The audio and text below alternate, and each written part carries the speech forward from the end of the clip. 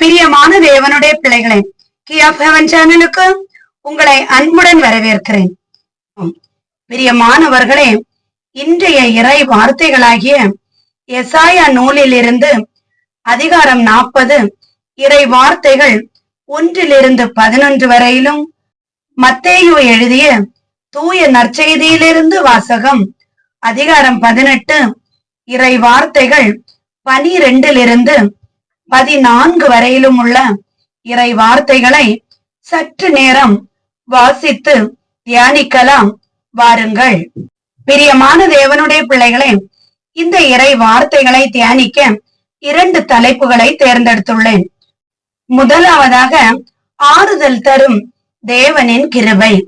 பிரியமானவர்களே, எசாயா தீர்க்கதரிசி இந்த அதிகாரத்தில் உள்ள இறை வார்த்தைகளில் என்ன கூறுகிறார் என்றால், மக்களிடம் இனிமையாக அன்பாக பேசி உங்களுடைய கஷ்டங்கள் தீர்ந்து விட்டது, ஆண்டவர் உங்களை மன்னித்து விட்டார், இனி உங்களுக்கு பிரச்சனை இருக்காது என்பதை ஆண்டவர் கூறுவதாக எசாயா தீர்க்கதரிசி இந்த இறை வார்த்தைகளில் அழகாக சுட்டி காட்டுகிறார். மேலும் பிரியமானவர்களே, இந்த கஷ்டங்கள் உங்களுக்கு தீர்வதற்காக மீட்பராகிய இயேசு கிறிஸ்துவை அனுப்புவதாக இந்த இறை வார்த்தைகளில் நமக்கு சொல்லி இருக்கிறார்.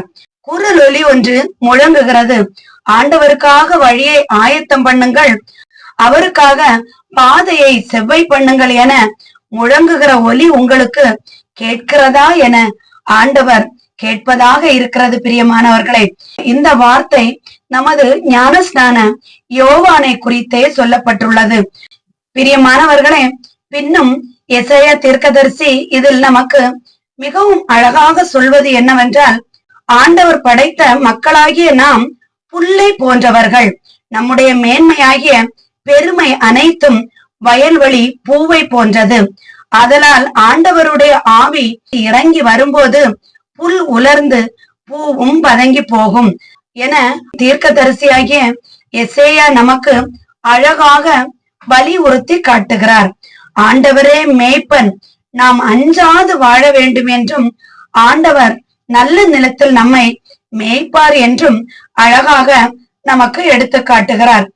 நாம் இந்த வார்த்தைகளை புரிந்து கொண்டு ஆண்டவருடைய வருகைக்காக காத்திருக்க வேண்டும். புல் உதிர்ந்து போகும், பூவெல்லாம் வாடி போகும், ஆனால் ஆண்டவருடைய வார்த்தைகள் ஒரு நாளும் மாறாது என்பதை நமக்கு தெள்ள தெளிவாக எடுத்து கூறுகிறது இந்த இறை வார்த்தை.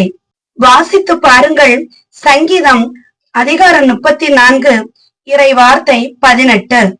நொறுங்குண்ட இருதயம் உள்ளவர்களுக்கு கர்த்தர் சமீபமாய் இருந்து நறுங்குண்ட ஆவி உள்ளவர்களை ரட்சிக்கிறார் என சொல்லப்பட்டிருக்கிறது. பிரியமானவர்களே, துன்பத்திலும் துயரத்திலும் இருதயம் நொறுங்கி இருக்கிறவர்களை ஆண்டவர் பார்த்து அவர்களுக்கு ஆறுதல் கூறுவார் என்பதே இதன் கருத்து. வாசித்து பாருங்கள்.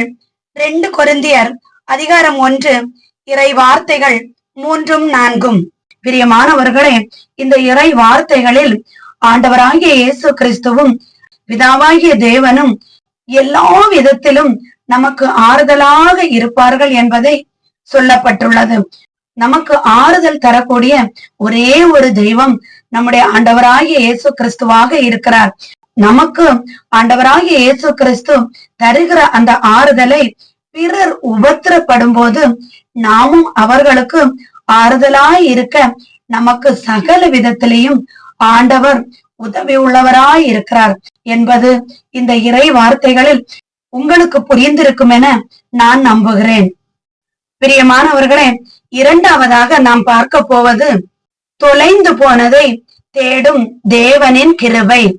பிரியமானவர்களே, மத்தேயு எழுதிய நற்செய்தி நூலில் நமக்கு மிகவும் அழகாக ஆண்டவராகிய இயேசு கிறிஸ்து கூறுகிறார்.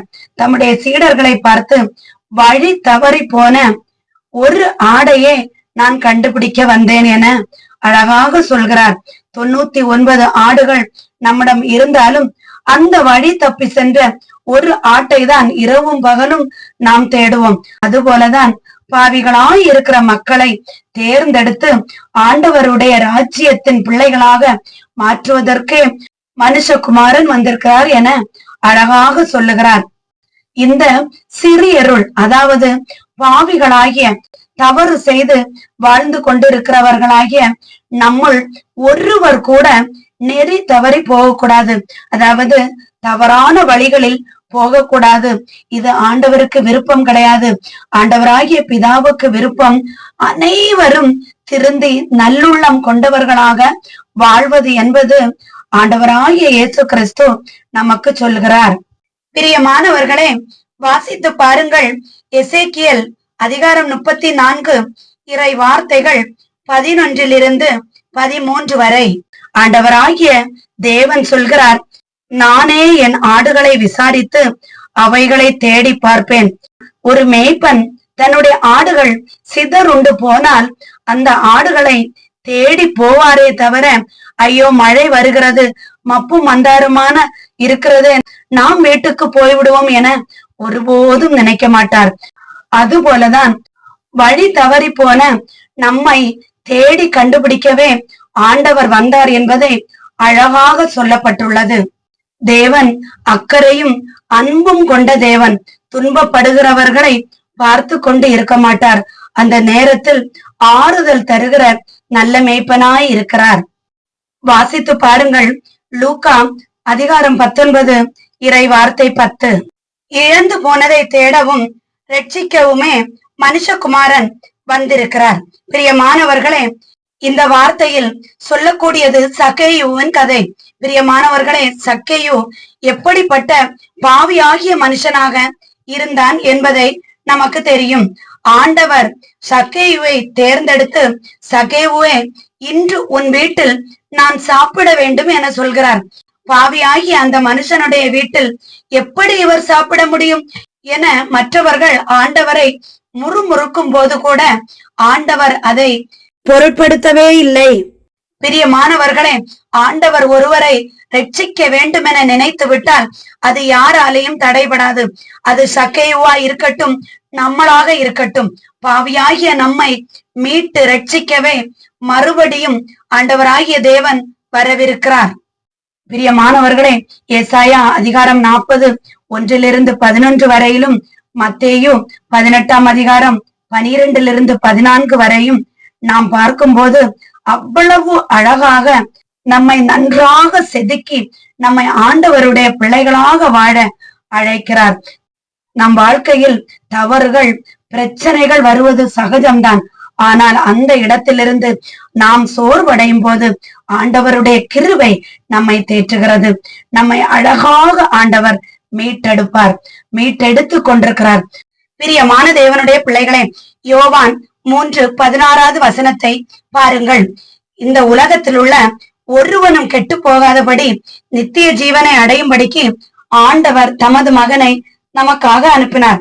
இதிலிருந்து ஆண்டவருடைய அன்பும் பாசமும் நம்மேல் எவ்வளவு அதிகமாக இருக்கிறது என்பது நமக்கு தெரிகிறது. சங்கீதம் 23:1-4 வரை வாசியுங்கள். கர்த்தர் என் மேய்ப்பனாயிருக்கிறார், நான் தாழ்ச்சியடையேன், எனக்கு எதுவுமே குறையில்லை. ஆண்டவர் என்னை புல்லுள்ள இடத்தில் மேய்த்து அமர்ந்த தண்ணீர் அண்டையில் நடத்துவார் என சொல்லப்பட்டிருக்கிறது. இதிலிருந்து நமக்கு எந்த குறைவும் ஏற்படாது என்பது நமக்கு தெள்ள தெளிவாக தெரிகிறது. லூக்கா 15:7 பாருங்கள். பிரியமானவர்களே, மனம் திரும்ப தேவையில்லாத 99 நீதிமான்களை பார்க்கிலும் மனம் திருந்தி ஒரு பாவி பரலோக ராஜ்யத்திற்கு வந்தால் அவர்களை குறித்து மிகுதியான சந்தோஷம் உண்டாயிருக்குமா. அவ்வளவு நம்ம ஆண்டவராகிய இயேசு கிறிஸ்து சந்தோஷப்படுவார். பிரியமானவர்களே, தேவனுடைய உண்மையான மகிழ்ச்சி நாம் ஒவ்வொருவருடைய பரிசுத்தத்திலும், நாம் ஒவ்வொருவரும் மனம் திரும்பி வருவதில் உள்ளது. நம்மை மீட்டு ரட்சிப்பதில் தான் உள்ளது. ஆதலால் ஆண்டவருடைய பிள்ளைகளாக மனம் திருந்தி மன்னிப்பு கேட்டு நாம் வாழ ஆசைப்படுவோம். பிரியமானவர்களே, எசாயா 40:8 சொல்லப்பட்டிருக்கிறது, புல் உலர்ந்து பூ உதிர்ந்து போகும், ஆனால் தேவனுடைய வசனம் ஒவ்வொரு நாளும் நிலை நிற்கும், உதிர்ந்தே போகாது. அதே வசனம் 1 பேதுரு 1 அதிகாரம் 24-25 சொல்லப்பட்டுள்ளது. மாம்சமெல்லாம் புல்லை போலவும் மனுஷனுடைய மகிமை எல்லாம் புல்லின் பூவை போலவும் இருக்கிறது. புல் உலர்ந்து போகும், பூவும் உதிர்ந்து போகும். கர்த்தருடைய வார்த்தை என்றென்றும் நிலைநிற்கும். பிரியமானவர்களே, அந்த ரட்சிப்பின் வார்த்தையை நாம் பிடித்து கொண்டு நடக்க வேண்டுமென்றால் ஆண்டவர் நம்முடைய கையை பிடித்து நடக்க வேண்டும். அதற்காக நாம் என்ன செய்ய வேண்டும்? உங்களுக்கே தெரியும். நான் தினமும் சொல்வது ஒன்றே ஒன்றுதான். விழித்திருந்து ஜெபியுங்கள், இடைவிடாமல் ஜெபியுங்கள், ஸ்தோத்திர பலி சொல்லுங்கள். நம்முடைய உதடுகளின் கனியாகிய ஸ்தோத்திர பலி, உதடுகளின் காளையாகிய ஸ்தோத்திர பலி, இதை நாம் ஆண்டவருக்கு செலுத்தும் போது ஆண்டவர் மகிழ்ச்சி அடைவார். எப்பொழுதும் கர்த்தருக்குள் மகிழ்ச்சியாயிருங்கள். ஆண்டவர் இந்த ஒவ்வொரு வார்த்தைகளின் வாயிலாக நம் அனைவரையும் காத்து ரட்சித்து வழி நடத்துவாராக. ஆமேன். என்றும் அன்புடன் லைலா ஜேசுபாலன்.